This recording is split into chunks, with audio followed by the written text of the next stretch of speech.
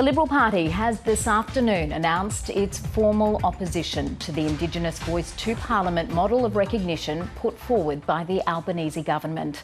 A short time ago, the opposition leader said that although the party is in favour of constitutional recognition of Indigenous Australians, the government's model will divide Australians. Let's go straight to the ABC's political editor, Andrew Probyn, for more. Andrew, we know that the Liberal Party has long expressed concerns about the model of the voice. What more do we now know about what happened inside the Liberal Party room meeting before the party announced its formal position? Well, we know, Kirsten, that there was a meeting of about 2 and a bit hours, that there were views that were pretty consistently against the government's model, but that there are a few voices who are cautious about being so hard and fast against the government's proposal. A proposal that Anthony Albanese says is not his, but that of the Australian people. But Peter Dutton's decision today destroys any prospect of a real prospect of bipartisanship. That does damage the prospect of a successful referendum, and in a sense, Peter Dutton is risking his leadership on the referendum going down. In using the words the Canberra voice, he is effectively adopting the tactics of Tony Abbott, who talked about the politicians' referendum, the politicians' republic in the Republican referendum some 20-odd years ago. So this is high stakes now politically. It doesn't look like the opposition even wants to realistically look at any compromise in the committee process.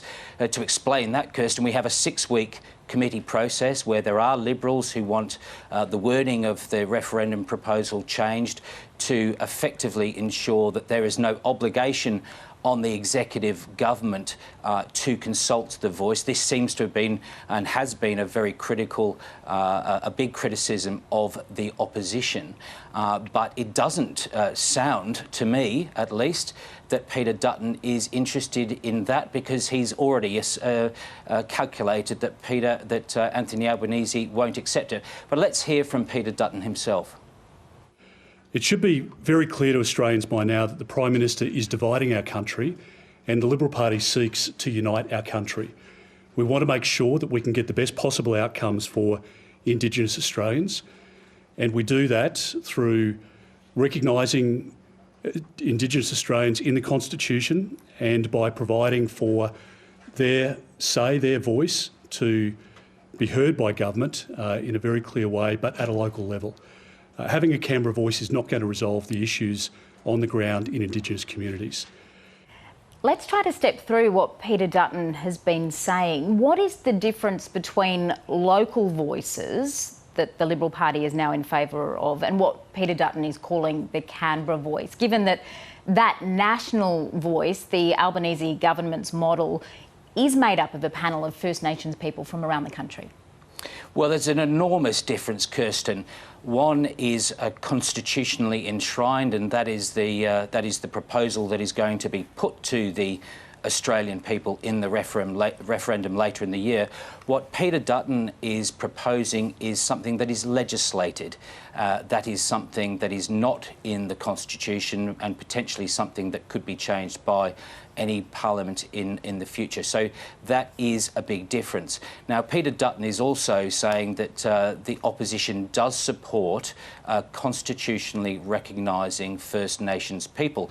But as we know, Kirsten, the recognition of First Nations people is in the referendum question.